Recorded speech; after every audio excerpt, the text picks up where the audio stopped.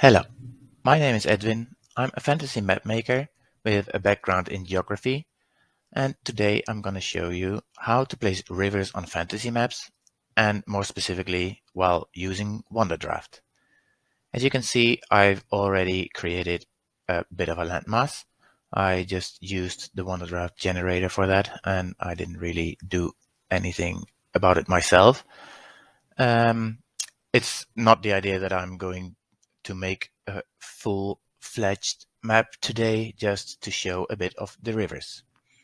So to start about it, we need to get some mountains because, as you may know, rivers always go from high to low.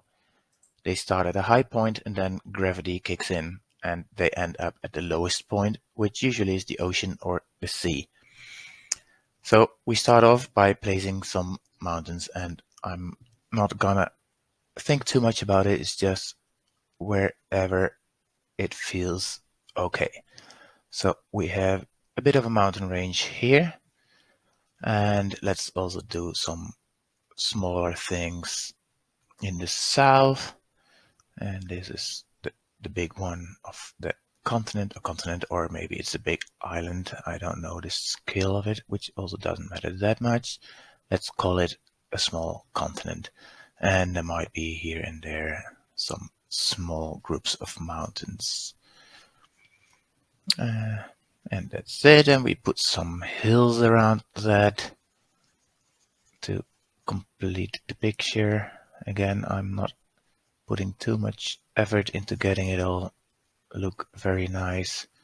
It's just to get the basic idea. Here's our main mountain range of this small continent.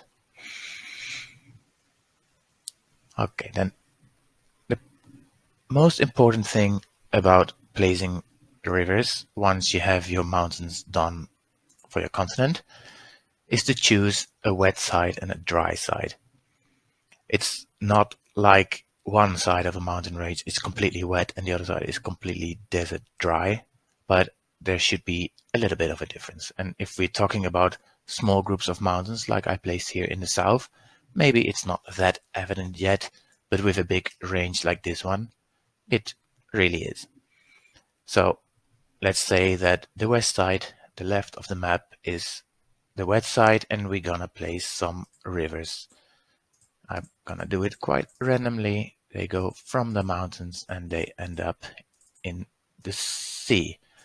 Then there's one thing which is always good to know while using Wonderdraft, that while you place the river, you can adjust the width. So you can like keep the beginning small and thin and then make it bigger while it reaches the sea. It's especially useful when you want another river to merge with this one, and then together they become bigger. And you can continue doing that for as much as you like. And it's the wet side, so let's get a good amount of rivers here, and it's always nice to see some of them merging together before they reach the sea or an ocean or whatever. And there's another one, and then a final one over here. It feels like one more is needed just to be complete. So this is our wet side. Quite a lot of rivers, and it means that this is the dry side. Doesn't mean that there are no rivers at all. There can be one or two small ones here and here.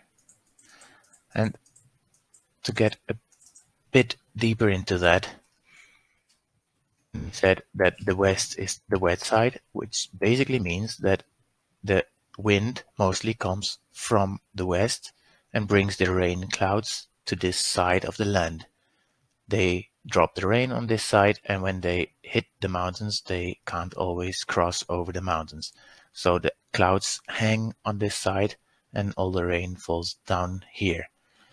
That doesn't mean that the clouds never get over the mountains, and it also doesn't mean that the wind never comes from another direction, but that's in most of the cases.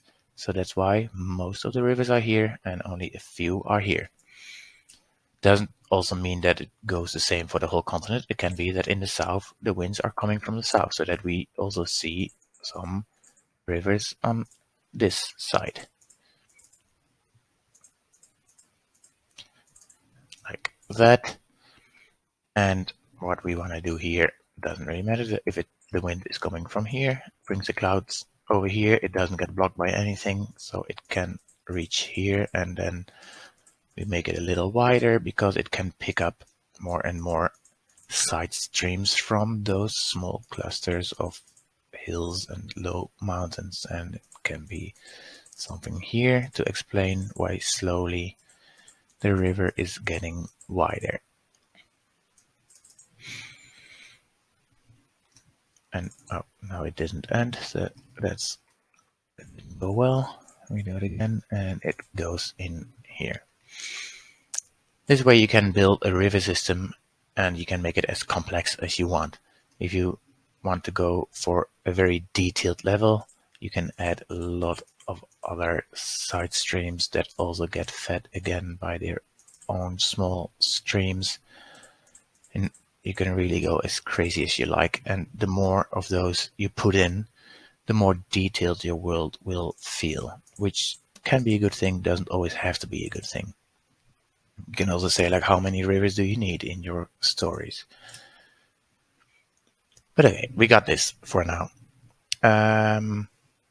There's one thing that you often see on fantasy maps that I think is nice to avoid, and that's the rivers that cross complete continents.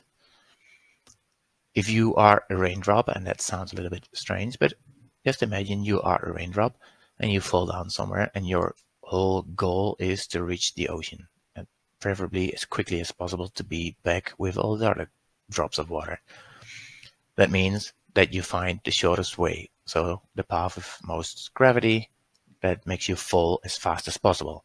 So if you end up somewhere here, you would go like in a straight line because nothing is stopping you. So all these rivers go in quite straight lines to the ocean. However, what you see a lot of times is that a river starts on the far north, and it, instead of going here into the ocean, it will go down and down and down.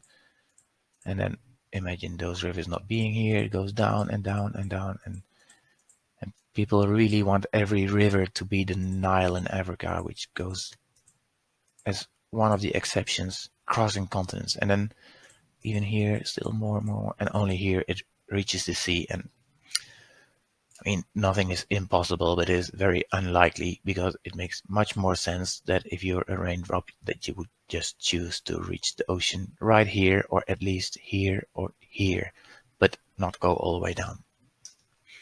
So one thing to keep in mind, it's fine to have one Nile in your map, but don't make every river your Nile. Another thing that you sometimes see is the rivers that cross complete continents. Then it would be like this way, and it connects here. Then you have a river that starts in the ocean and it ends in the ocean. And there are no exceptions. This is simply not possible. This is not a river. This just splits the whole continent in two parts as a strait or a channel. But the ocean on this side is at sea level, the ocean at this side is at sea level. So basically your river goes from sea level to sea level, which means there is no elevation change and it can't flow. So this is something you should avoid.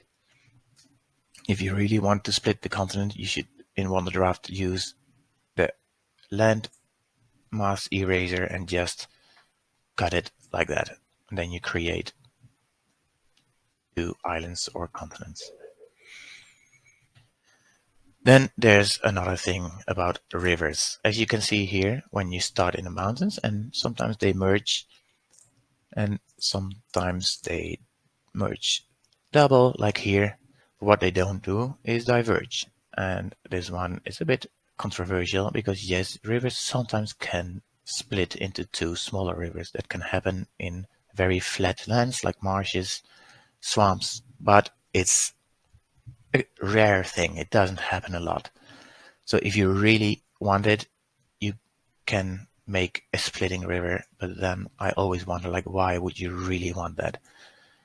Like, why do you want people to ask, like, hey, how about this river? Why does it split? And with that, I mean something like this. It's not necessary. Nobody thinks like, oh my God, that's so cool that river splits into. So I always try to avoid it. And especially the excuse that magic did it. Because if you need magic to do things like these, then it's a bit of a waste of your magic. I hope that there are cooler things possible with magic. So let's not do that, except for when you want a delta at the very end, which is a realistic thing. Usually there the land is very flat, so you can have something like that, but a delta doesn't go all the way to the other side of your continent. A delta is just something at the end of the river with small side arms. Perfectly fine. Then we go through the basic Wonderdraft settings, which you can see here on the right. The width we already went through, and then there's roughness and meander distance. And the best way to see the difference is by putting them next to each other. If you have no roughness and very low meander distance, it's almost a straight line. If you would then do the roughness to the fullest, it's a little bit hookier. And if you do the meander also, then you can see it's getting really wild. And if it's only the meander but the roughness is not so low, then it's more smooth bends like that. I personally like this one a bit better than the roughness, so I prefer meander distance over roughness. But the good thing is that when you start placing a river, you can change it while placing it. So you don't have to make the whole river the same. It can start straight and rough and it can end with more meander, just however you want it.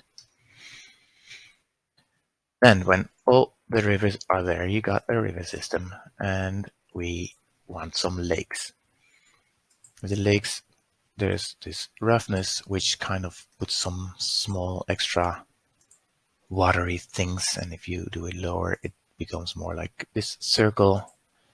I usually prefer it a little bit in between, a bit on the not so rough side. And you can change the brush size, of course, to make them smaller and bigger. And the advantage of first putting your rivers and then the lakes on top of it is that you automatically get the inlets and outlets correct.